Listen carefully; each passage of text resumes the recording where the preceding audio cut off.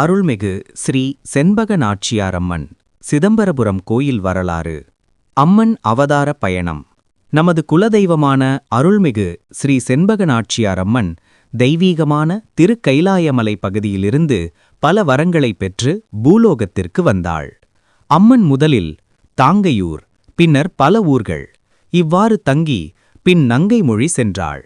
ஆனால் அந்த ஊரில் சண்டை, பொறாமை, ஒற்றுமை இல்லாமை, இவற்றால் மனமகிழ்ச்சி இல்லாமல், ஒற்றுமையில்லாத இடத்தில் நான் இருப்பதில்லை என்று அம்மன் அங்கிருந்து புறப்பட்டாள். கன்னியாகுமரி நோக்கிய பயணம். அம்மன் தெற்கே கன்னியாகுமரி நோக்கி நகர்ந்து வழியிலுள்ள பல ஊர்களில் அமர்ந்து பூஜைகள் பெற்றாள். பின்னர் கவர்குளம் சென்றடைந்து மக்களுக்கு அருள்பாலித்தாள். சிதம்பரபுரம் உருவான வரலாறு. வெள்ளையராட்சி காலத்தில் காலரா நோய் மிக தீவிரமாக பரவியது. கவர்குளத்தில் வாழ்ந்த நமது முன்னோர்கள் 2 குடும்பங்கள், ஐயா துரைப்புலவர், செவ்வாழை புலவர், நோய் பயந்து வெளியேறினர். அவர்கள் தஞ்சை அருகில் சிதம்பரம் கிணறு பகுதியில் சில காலம் தங்கி வாழ்ந்தனர். இன்றும் அந்த கிணறு உள்ளது.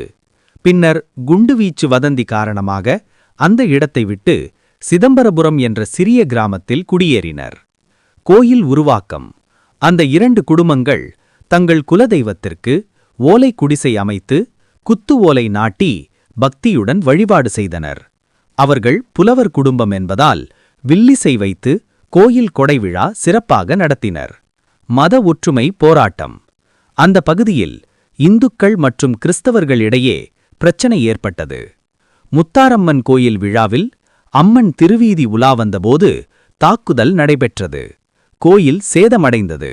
இதனால் போலீஸ் வழக்கு நீதிமன்ற வழக்காக மாறியது. சாத்தான்குளம், ஸ்ரீவைகுண்டம், தூத்துக்குடி வழியாக பல ஆண்டுகள் வழக்கு நடந்தபின் இறுதியில் சென்னை உயர்நீதிமன்றம் தீர்ப்பு வழங்கியது. பொது வீதிகளில் சாமி ஊர்வலம் செல்லலாம், பொது இடங்களில் சாமி ஆடலாம்.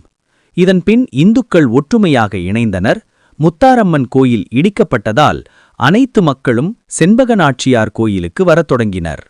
குடும்ப கோயிலாக இருந்த அம்மன் ஊர் தெய்வமாக அருள்பாலிக்க ஆரம்பித்தாள். ஆலய வளர்ச்சி. 1947ஆம் ஆண்டு ஓலைக்குடிசை மாற்றி கருவறை கல்மண்டபமாக கட்டப்பட்டது. சின்னக்கண்ணு புலவர் அருள். அம்மனுக்கு சாமி ஆடியவர் சின்னக்கண்ணு புலவர் மூனாதையார்.